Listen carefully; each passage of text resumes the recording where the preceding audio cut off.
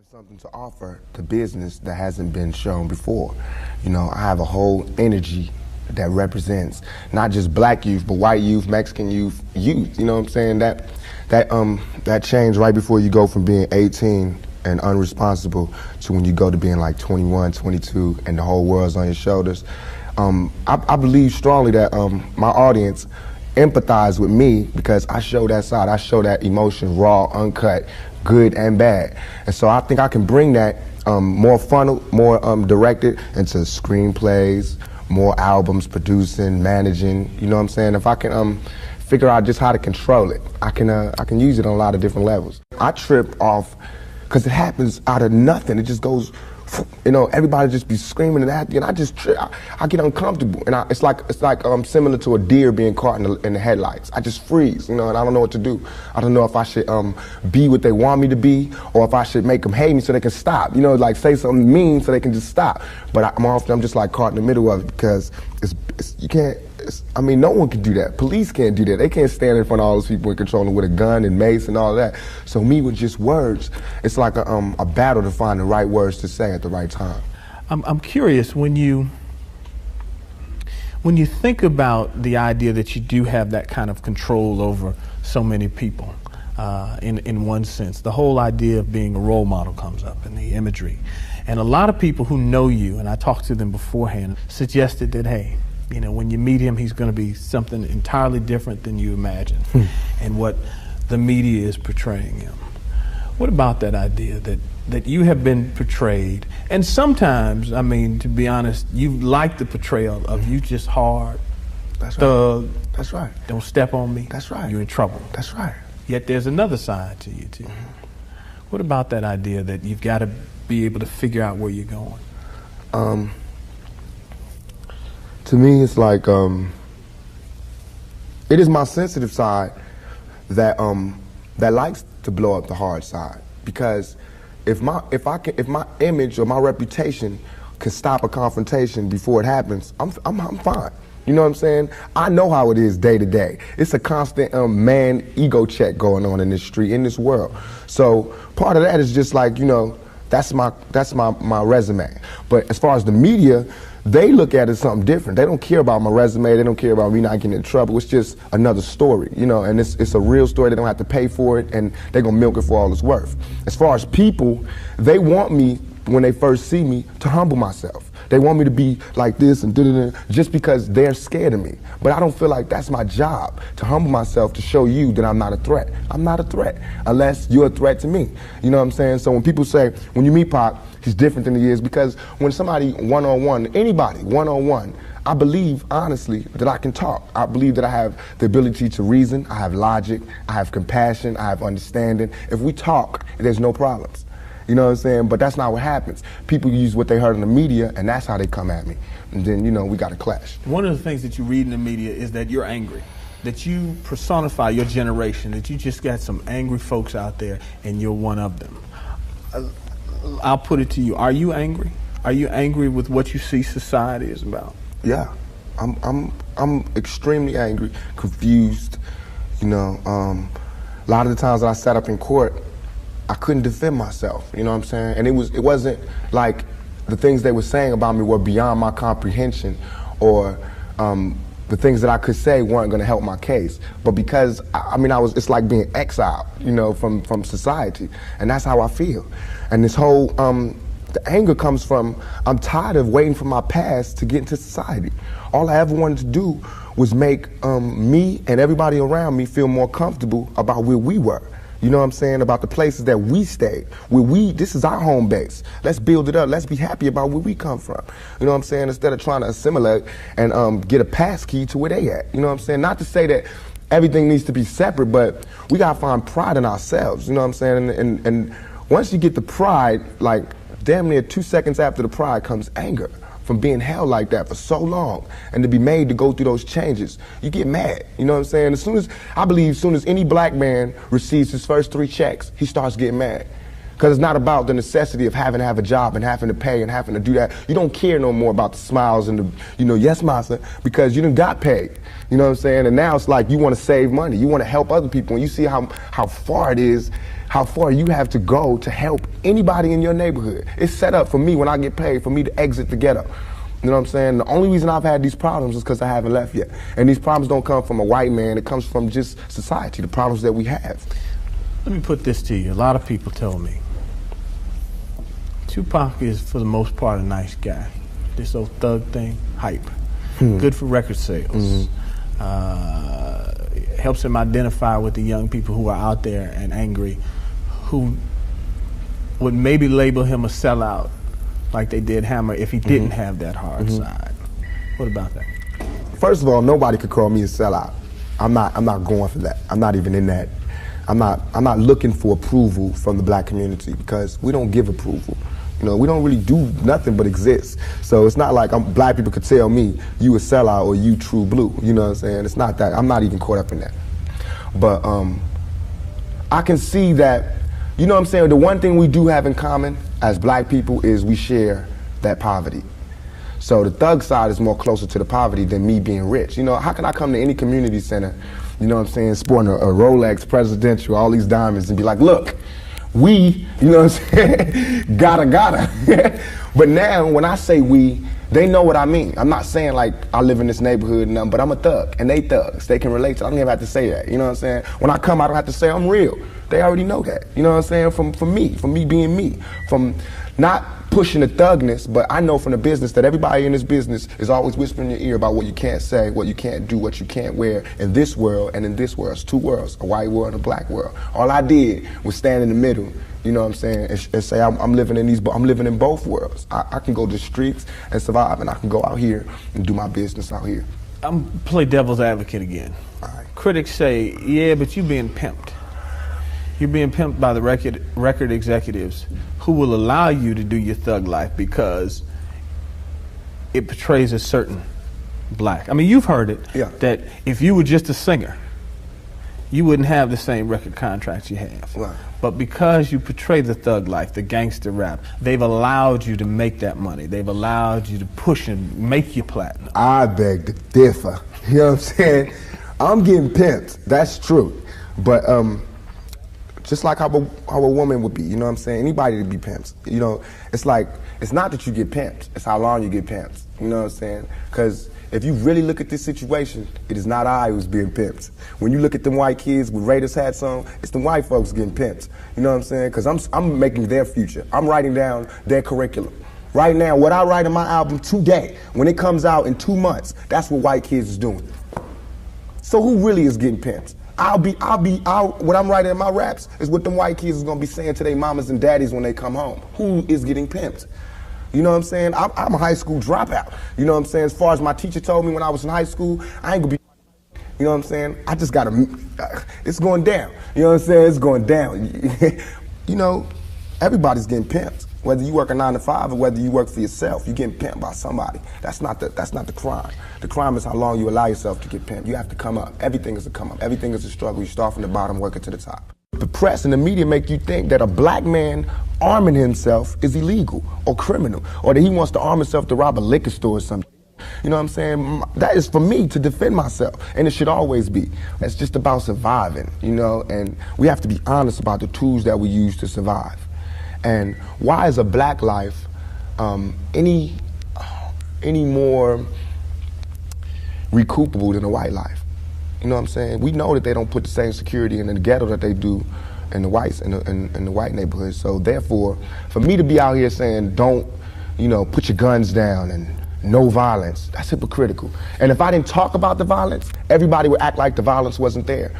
We, as rappers, bought that violence. We bought the violence that we seen on the street. We put in our records for years. And after 3-4 years, people finally starting to see it because of all the statistics that's going on in the streets. If we stop talking about it, then they wouldn't take statistics. And when they stop taking statistics, then we'd be killing each other in the street, and these white people wouldn't care no more. Only reason they care is because, you know, there's been some strays, and we done slipped over in the white neighborhoods, and there's kids in Iowa that want to be like us. You know what I'm saying? There's kids in Indiana that's trying to be like us, because they can relate too. You know what I'm saying? You even admitted, I don't live in that neighborhood anymore. There's no real reason for you to carry a 9mm. Don't believe that. Why? In 2 years, I've had a gun pulled on me by my limo driver, by police, by everybody. You know what I'm saying? And I better be. I better be. You know what I'm saying? I've been attacked. You ain't read the papers about these skinheads trying to blow up black churches. Why? They see me as the enemy just like y'all do. You know what I'm saying? They can come to my house and sit outside my house just like anybody else can. A skinhead. And once my life is gone, it's gone. Can't nobody give it back to me. Not the judge, not the president, not the governor, not Calvin Butts, not Jesse Jackson. They can't do nothing but come to my funeral and talk pretty about how black people suffer. You understand? And as far as Jesse Jackson, my first acting job was at the Apollo Theater when Jesse Jackson was running for president in 1984. It hurts me for him to say anything negative about any rapper because we supported him. He should support us. You know what I'm saying? As far as his image, you know what I'm saying? What was he? What was he doing? You know, he should be the last person talking about gun violence when he sat right there while Martin Luther King caught one in the neck. You know what I'm saying? Things ain't really changed that much. I swear to God, nothing I ever say is meant to be something where innocent people get hurt. Nothing I ever say is meant to be like a end all, let's go do it right now. Nothing.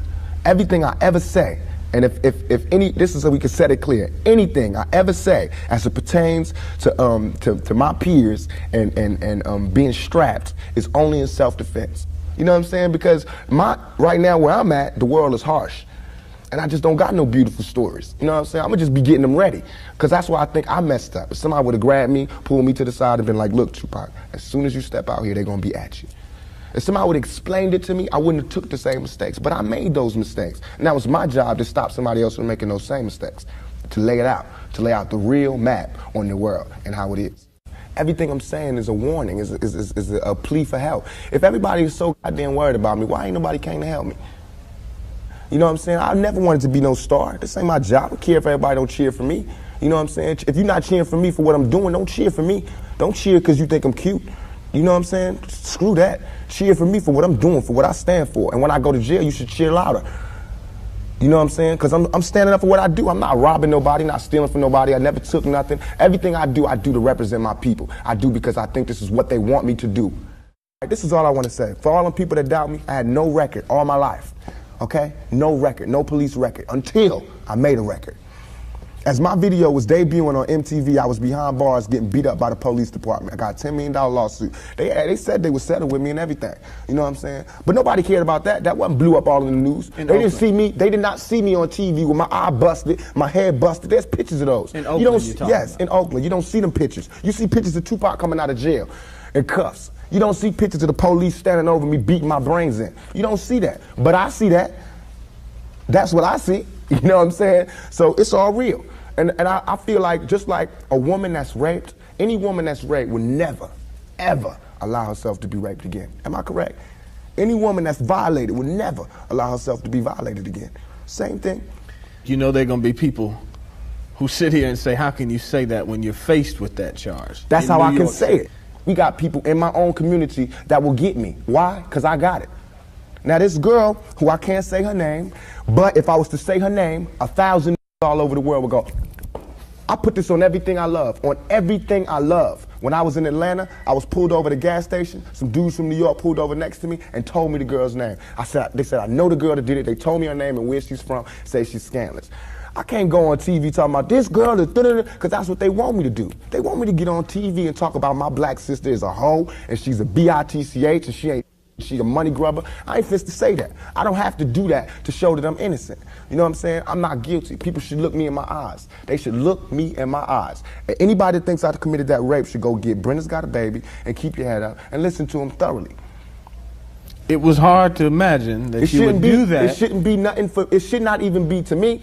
I have no patience for anybody that doubts me. None at all. It's too hard out here. You know what I'm saying? If my people don't stand up for me, who is? I understand these white folks looking at me like that because they don't know me. They didn't hear keep your head up. That ain't no fluke. You know, keep your head up ain't no goddamn come up. I didn't do that for to be smiling in my face to say, oh, he's cool. I did that from my heart. So that if they do try to put a rape charge on me, my sisters could say he ain't about that. Now, if my sisters can't say that, you won't hear another keep your head up out my mouth. You understand me? Because it's a struggle on young black males today. What would a Vietnam vet be like without a sergeant, without any backup, without any other soldiers, nobody but a Vietnam vet in Vietnam? When he came home, how would he be? And that's me. I had to go through all that street, war, everything, the same drugs that everybody else get turned out on. You know, where I would have been stopped shorted, I made it past. And here's where I am. But because I made it past, I missed some lessons, you know what I'm saying? And you can see the lessons that I missed when you talk to me. You can see where I haven't had a father when you talk to me. You know what I'm saying? You can see where I spent a lot of my time in the streets when you talk to me. Because the words that I say are not words that come from a mother's mouth or a father's mouth. It's words that comes from a pimp's mouth or a prostitute or a hustler or a drug dealer. You know what I'm saying? But to me, these were my role models. How much of that, though, in terms of growing up without a father, sometimes not being with your mother, do you lament on and look back and say, damn, I missed something big? Everything. I know for a fact that had I had a father, had I had someone, and I hate saying this because white people love hearing black people talk about this, but had I had a father, had I had some of these opportunities, I'd have been able to help my mother more. She wouldn't have went the road she went. I could have been a better son. You know what I'm saying? She wouldn't have went that road. It was the absence of my father. You know what I'm saying? I'm dealing with him being daddy not being there. My mother's dealing with him being my man not being there. You know, so many problems in our community that affect everything. So by me not having that, I ain't never want to hear nothing about no kind of relationships between a black man and a black woman. I knew they didn't work. Because as far as I knew, my daddy was the coolest dude out there. And my mama was a Panther. So if they didn't work, it don't work. That's how I felt. You know what I'm saying? And going out there, you know what I'm saying? It's like watching my mother just go through changes and everything. It's like my mother's my partner. She a soldier. You know, she a soldier like I'm a soldier. You know, and I watched the peep the game that she went through. If I would have went the same way my mother went had not she did her route and showed me where it went wrong with her. My mother always told me, don't you ever, ever just volunteer yourself to our people, because they'll use you. That's what they do. You know what I'm saying? She also told me to follow my heart and for me to be the leader. But it's interesting to see just the change in your face, your reaction, your thought process. That's all I ever wanted to do. Ask my mama. I wanted to go to college. I went to school all the way and was ready to go to college. The only thing that stopped me was money. The time all the kids in my school was writing applications to go to college, I didn't have no lights and no electricity. And that ain't my mama's fault. You know what I'm saying? So when I think back to that, I'm not thugging for me. I'm thugging for my family. I pay all the bills. You know what I'm saying? I feed my whole family. Wrong or right, I do. And I can't stop. You know what I'm saying? And if thugging is gonna make me $1 million, because it just got me platinum, then that's what I got to do constantly. And if it makes me feel, because right now, I feel satisfied. I don't feel like I've ever embarrassed myself or my people, you know, in nothing that I've done. And yet and all, I got the whole world fearing me. You know what I'm saying? At 23. Weighing 160 pounds, you know what I'm saying? And I ain't even started. I haven't even wrote my plan out yet, and they scared. I got the vice president know who I am, the president, every cop in every city, you know what I'm saying? And I haven't even started working out a plan. We killing each other because we killing ourselves. When another man, I know, I've been in a position, it's out of our control. It's not like he wants to kill. He just doesn't want to die. You know what I'm saying? It's that situation when we are living in a war zone. It's not as easy as these people are making us think, that they just got some criminal ass black kids with guns. It is not like that. We live in hell. We live in the gutter. We got us stacked up 80 deep in one building. You know, by the time you get out your house, you strapped to protect yourself. Because you living in the same community that the police is carrying rifles and riot gear. Same, they need them riot, excuse my language, I'm so sorry. The same reasons they need the riot hat, the riot jacket, the flak jacket, the double vest, the 9mm Glocks with extra bullets, the tear gas, the mace, all that. Who do you think the police is using that against? Dogs? So we fighting the same villains that they fight in the street. But instead of them seeing us fighting villains in the street, we all villains. Is your generation the one that is picking up for where the Panthers left off, saying, all right, enough is enough? The generation before us forgot about the fight. We're picking it back up. Not only forgot about the fight, forgot about us. Yes, and we're picking it back up. But at this level, all we're trying to do is unite. And right now, as a year, we got 1 million people that's listening. Now we can tell them something. Now we can try to get them that way, and we might lose some. We might gain some, but we would never even have that audience had we not said what was real. You know what I'm saying? And the main thing for us to remember is that the same crime element that white people are scared of, black people are scared of. The same crime element that white people fear, we fear. So we defend ourselves from the same crime element that they scared of. You know what I'm saying? While they waiting for legislation to pass and everything, we next door to the killer. We next door to him, you know, because we up in the projects where it's 80 in the building. All them killers that they letting out, they right there in that building. But it's better, just because we black, we get along with the killers or something? We get along with the rapists because we black and we from the same hood? What is that? We need protection too.